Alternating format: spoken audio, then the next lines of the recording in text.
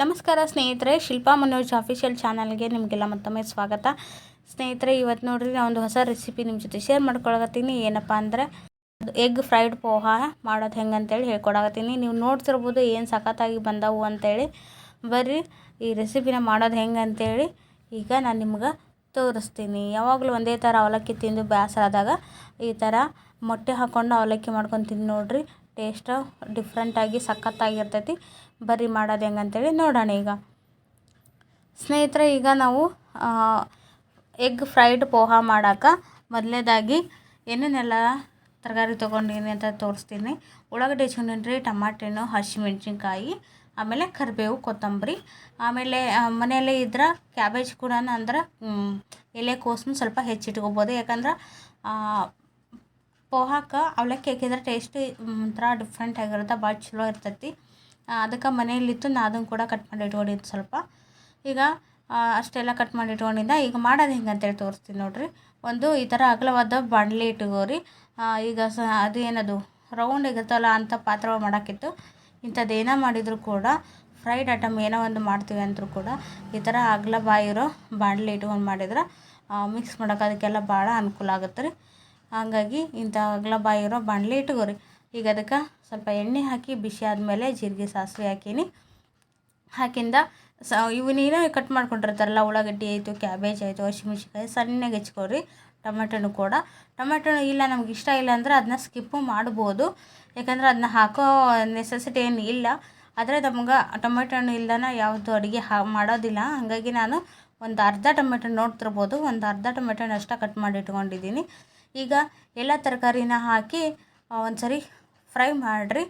ಅದಕ್ಕೆ brown colour ಬರಬೇಕು ಉಳ್ಳಾಗಡ್ಡಿ. ಅದಕ್ಕೆ ಸ್ವಲ್ಪ ಸಾಲ್ಟ್ ಹಾಕ್ಕೊಂಡು ಮಿಕ್ಸ್ ಮಾಡ್ಕೊರಿ. ಕಲರ್ ಒಂಥರ ಟ್ರಾನ್ಸ್ಪರೆಂಟ್ ಆಗೋರಿಗೆ ಫ್ರೈ ಮಾಡಿದ್ರೆ ಸಾಕು. ಅತಿ ರೋಸ್ಟ್ ಆಗಂಗೆ ಮಾಡೋಕೆ ಹೋಗ್ಬಿಟ್ರಿ. ಉಳ್ಳಾಗಡ್ಡಿನ ಕಲರ್ ಫುಲ್ ಚೇಂಜ್ ಆಗುತ್ತಲ್ಲ, ಬಿರಿಯಾನಿ ಅದು ಮಾಡುವ ಮೇಲೆ ಹಾಕ್ತೀವಲ್ಲ ಆ ಥರ ಮಟ್ಟಿಗೆ ಮಾಡೋಕೆ ಹೋಗ್ಬೇಡ್ರಿ. ಜಸ್ಟ್ ಅದು ಟ್ರಾನ್ಸ್ಪರೆಂಟ್ ಆದರೆ ಸಾಕು ಉಳ್ಳಾಗಡ್ಡಿ. ಅಲ್ಲಿವರೆಗೆ ಫ್ರೈ ಮಾಡ್ಕೊರಿ. ಈಗ ಅದಕ್ಕೆ ನಾನು ಸ್ವಲ್ಪ ಅರಿಶಿನ ಹಾಕ್ಕೊಂಡಿನಿ ರೀ. ಅರಿಶಿನ ಹಾಕಿ ಉಪ್ಪಂತೂ ನಾವು ಈಗ ಅದು ಫ್ರೈ ಅಲ್ಲಂತ ಹಾಕಿದ್ದು ಅಷ್ಟೇ ಸಾಕು, ಮತ್ತು ಪದೇ ಹಾಕೋಕೆ ಹೋಗ್ಬಿಡ್ರಿ. ಈಗ ಅರಿಶಿನ ಹಾಕೊಂಡು ಸ್ವಲ್ಪ ಹೆಚ್ಚಿಟ್ಕೊಂಡಿರೋಂಥ ಟಮಾಟೆ ಹಣ್ಣು ಸೇರಿಸ್ಕೊಂಡು ಈ ಥರ ಒಂದು ಸರಿ ಮಿಕ್ಸ್ ಮಾಡಿರಿ. ಇದು ಹೆಂಗಿರ್ತಂದ್ರೆ ಯಾರೂ ಮಾಡದೇ ಇದ್ದ ಒಂದು ಹೊಸ ರುಚಿನ ಮಾಡ್ಕೊಂಡು ತಿಂತೀವಲ್ಲ, ಅದು ಏನು ಅದರ ಫೀಲೇ ಬೇರೆ ಇರ್ತೈತಿ. ಮನೆಯವ್ರಿಗೂ ಮಾಡಿಕೊಟ್ರೆ ಇನ್ನೂ ಖುಷಿಯಾಗಿ ತಿಂತಾರೆ. ಒಂದೇ ಥರ ತಿಂದು ಯಾರಿಗಾದ್ರೂ ಬೇಜಾರಾಗಿರ್ತೈತಿ. ಪೋಹಾ ಅಂದರೆ ಏನು ಮಾಡಿಬಿಡ್ತೀವಿ ನಾವು ಡೈರೆಕ್ಟಾಗಿ ಈಗ ಇದೇನು ಹಾಕಿವಲ್ಲ ಇಷ್ಟ ಮಾಡಿಕೊಂಡು ಅವಲಕ್ಕಿ ತೋರಿಸಿ ಕಲ್ಸ್ಕೊಂಡು ತಿಂತೀವಿ. ಆದರೆ ಈಗ ಮೊಟ್ಟೆ ಹೊಡೆದಾಕಿ ಮಾಡೋದ್ರಿಂದ ಮಸ್ತ್ ಆಗುತ್ತೆ ಟೇಸ್ಟ್ ಮಾತ್ರ. ಒಂದು ಸರಿ ಟ್ರೈ ಮಾಡಿ ನೋಡಿರಿ, ಹೊಸ ರುಚಿ. ಆ್ಯಕ್ಚುಲಿ ಇದನ್ನು ಯಜಮಾನ್ರು ಮಾಡಕತ್ತಾರ, ಅವ್ರ ರೆಸಿಪಿ ಇದು. ಹಾಗಾಗಿ ನಾನು ನಿಮ್ಮ ಜೊತೆಗೆ ಅದನ್ನ ಶೇರ್ ಮಾಡ್ಕೊಳಕತ್ತೀನಿ. ನೋಡ್ತಿರ್ಬೋದು ಅವರೇ ಮಾಡ್ತಿರೋದು. ಈಗ ಇದಿಷ್ಟನ್ನು ಫ್ರೈ ಆದಮೇಲೆ ಮೊಟ್ಟೆನ ನಿಮ್ಗೆ ಡೈರೆಕ್ಟಾಗಿ ಒಡೆದು ಹಾಕಕ್ಕೆ ಬರ್ತಂದ್ರೆ ಒಂದೊಂದಾಗಿ ಒಡೆದು ಹಾಕ್ರಿ. ಇಲ್ಲಾಂದ್ರೆ ಇಲ್ಲ ಹಾಕಕ್ಕೆ ಬರೋದಿಲ್ಲ ನಮ್ಗೆ ಅನ್ನೋರಾದ್ರೆ ಒಂದು ಬೌಲ್ ತೊಗೊರಿ. ಬೌಲ್ ತೊಗೊಂಡು ಎಷ್ಟು ಮೊಟ್ಟೆದು ಮಾಡಬೇಕಂತ ಅಂದ್ಕೊಂಡಿರ್ತಾರೋ ಅಷ್ಟು ಮೊಟ್ಟೆನೂ ಒಡೆದು ಹಾಕೊಂಡು ಬಿಡ್ರಿ. ಬೌಲ್ಗೆ ಹಾಕೊಂಡು ಡೈರೆಕ್ಟಾಗಿ ಇದಕ್ಕೆ ಹಾಕ್ಬೋದು. ಆದರೆ ಇಲ್ಲಿ ಸದ್ಯಕ್ಕೆ ಯಜಮಾನ್ರು ಒಂದೊಂದೇ ಅಲ್ಲೇ ಡೈರೆಕ್ಟಾಗಿ ಅದಕ್ಕೆ ಹಾಕಕತ್ಯಾರ, ನೋಡ್ತಿರ್ಬೋದು. ನಾವು ಈಗ 3 ಮೊಟ್ಟೆದು ಮಾಡಾಕತ್ತೀನಿ. ಯಾಕಂದರೆ ನಾವು ಇರೋದು 4 ಜನ, ನಮ್ಗೆ ಇಷ್ಟು ಸಫಿಸಿಯೆಂಟ್ ಆಗುತ್ತೆ. ನಿಮಗೂ ಎಷ್ಟು ಜನ ಇರುತ್ತೆ, ನಿಮ್ಗೆ ಯಾವ ಥರ ಮೊಟ್ಟೆ ಜಾಸ್ತಿ ಇರಬೇಕಂತ ಅನಿಸಿದ್ರೆ ಜಾಸ್ತಿ ಹಾಕೋರಿ. ಈ ಥರ ಮೊಟ್ಟೆ ಹೊಡೆದು ಹಾಕಿದ ಮೇಲೆ ಈ ಥರ ಫ್ರೈ ಮಾಡ್ಕೋಬೇಕ್ರಿ ಅದನ್ನು. ಹೆಂಗಂದ್ರೆ ಈಗ ನಾವು egg fried rice, egg noodles ಮಾಡುವಾಗ ಮಾಡ್ಕೋತೀವಲ್ಲ, ಸೇಮ್ ಅದೇ ಥರ ಆಗ್ಬೇಕ್ರಿ ಇದನ್ನು. ಆ ಥರ ಪೂರ್ತಿ ಬಿಡಿಯಾಗಿ ಅಗಳಾಗಿ ಬರೋವ್ರಿಗೆ ಈ ಥರ ಫ್ರೈ ಮಾಡಬೇಕು. ಒಂಚೂರು ಕೈ ಬಿಡೋಕೆ ಹೋಗ್ಬಿಡ್ರಿ, ಇಲ್ಲಾಂದ್ರೆ ತಳ ಹಿಡಿತೈತಿ ಮೊಟ್ಟೆ ಅನ್ನೋದು. ಈಗ ಒಂದು ಸ್ವಲ್ಪ ಖಾರ ಕಡಿಮೆ ಆಯಿತು ನಮ್ಮದು, ಹಸಿಮೆಣ್ಸಿನ್ಕಾಯಿ ಖಾರ ಇಲ್ಲ. ಹಾಗಾಗಿ ಒಂಚೂರು ಲೈಟಾಗಿ ಖಾರ ಪುಡಿ ಉದುರ್ಸ್ಕೊಂಡಿನ್ರಿ ಅದ್ರ ಮೇಲೆ. ಈಗ ಅವಲಕ್ಕಿ ತೊಳ್ಕೊಂಬಂದು ಅವಲಕ್ಕಿ ಹಾಕಿದ್ರಿ. ಅವಲಕ್ಕಿನ ಮುಂಚೆ ಇಡೋಕೆ ಹೋಗ್ಬಿಡ್ರಿ. ಏನಾಗ್ಬಿಡ್ತೈತೆ ಅಂದ್ರೆ ಮುದ್ದೆ ಥರ ಆಗಿಬಿಡ್ತಾವೆ. ಇನ್ನೇನು ಇಲ್ಲೆಲ್ಲ ಮೊಟ್ಟೆ ಹಾಕಿ ಎಲ್ಲ ಮಿಕ್ಸ್ ಮಾಡೋದು ಆಯ್ತಪ್ಪ ಅಂದಾಗ ಜಸ್ಟ್ ತೊಳ್ಕೊರಿ. ಆವಾಗ ಉದ್ರಾಗಿ ಚಲೋತ್ನಾಗ ಬರ್ತಾವೆ. ಮುದ್ದೆ ಆದ್ರೆ ಅವಲಕ್ಕಿ ತಿನ್ನೋಕ್ಕಾಗಲ್ಲ. ಅದು ಏನು ಹಾಕಿ ಮಾಡಿದ್ರು ಕೂಡ ಟೇಸ್ಟ್ ಅನಿಸೋದಿಲ್ಲ. ಹಾಗಾಗಿ ಅವಲಕ್ಕಿ ತೊಳೆಯೋದನ್ನು ಕೂಡ ಒಂದು ಕಲೆನೇ ಅದು. ಯಾಕಂದರೆ ಒಬ್ಬೊಬ್ಬರಿಗೆ ಪೂರ್ತಿ ಮೆತ್ತಗೆ ಮಾಡಿ ಮುದ್ದೆ ಮಾಡಿಬಿಡ್ತಾರೆ. ಹಾಗಾಗಿ ಉದ್ರಾಗಿ ಬರ್ಬೇಕಂದ್ರೆ ಬೇಗ ತೊಳ್ಕೊಳಕ್ಕೆ ಹೋಗ್ಬಿಡ್ರಿ. ಈಗ ಅವಲಕ್ಕಿ ಹಾಕಿ ಒಂದು ಸರಿ ಪೂರ್ತಿಯಾಗಿ ಒಗ್ಗರಣೆ ಜೊತೆಗೆ ಮಿಕ್ಸ್ ಮಾಡಿರಿ. ಏನಂದ್ರೆ ಮೊಟ್ಟೆ ಅನ್ನೋದು ಸರಿಯಾಗಿ ಬೆಂದಿರ್ತೈತೆ ರೀ.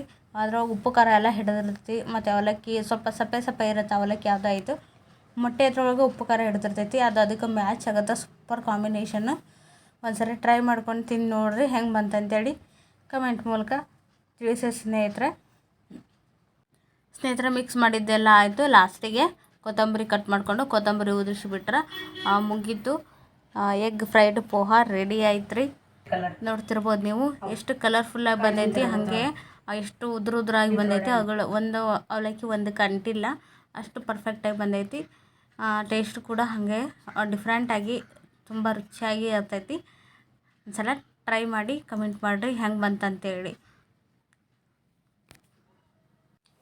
ಫೈನಲಿ ಎಲ್ಲ ಕಂಪ್ಲೀಟ್ ಆಯ್ತು ರೀ ಮಾಡೋದು. ನೋಡ್ತಿರ್ಬೋದು ನೀವು ಮಸ್ತಾಗಿ ಬಂದೈತಿ ಅಂತೇಳಿ. ಈಗ ನಾವು ವೆಜ್ ಫ್ರೈಡ್ ರೈಸ್ ಆಮೇಲೆ ನೂಡಲ್ಸು ಈ ಥರ ಎಲ್ಲ ತಿಂತೀವಲ್ರಿ, ಅದು ಕಾಮನ್ ಸ್ನ್ಯಾಕ್ಸ್ ಅನ್ಸ್ಕೊತೈತಿ. ಆದರೆ ಇದು ನಮ್ಮ ಉತ್ತರ ಕರ್ನಾಟಕ ಸೈಡ್ ನಾಷ್ಟಾನ ಹೌದು ಅವಲಕ್ಕಿ. ಅದ್ರಾಗ ಈ ಥರ ಮೊಟ್ಟೆ ಹಾಕಿ ಮಾಡೋದ್ರಿಂದ ಡಿಫ್ರೆಂಟ್ ಆಗಿರ್ತೈತಿ. ಈಗ ನಾನು ಸರ್ವ್ ಮಾಡ್ಕೊಡತ್ತೀನಿ. ನಮ್ಮ ಮಕ್ಕಳಂತೂ ಸಿಕ್ಕಾಪಟ್ಟೆ ಇಷ್ಟಪಟ್ಟು ತಿಂದರು. ಯಾಕಂದರೆ ಇದು ಡಿಫ್ರೆಂಟ್ ಇತ್ತಲ್ಲ ಟೇಸ್ಟು, ಮತ್ತು ಕಲರ್ನು ಬೇರೆನೇ ಐತ್ರಿ. ಭಾಳ ಇಷ್ಟಪಟ್ಟು ತಿಂದರು. ಒಂದ್ಸರಿ ನೀವು ಟ್ರೈ ಮಾಡಿರಿ ಸ್ನೇಹಿತರೆ. ಸಿಗ್ತೇನೆ ಮುಂದಿನ ವಿಡಿಯೋದಲ್ಲಿ. ಅಲ್ಲಿವರೆಗೂ tata bye bye, take care, thanks for watching.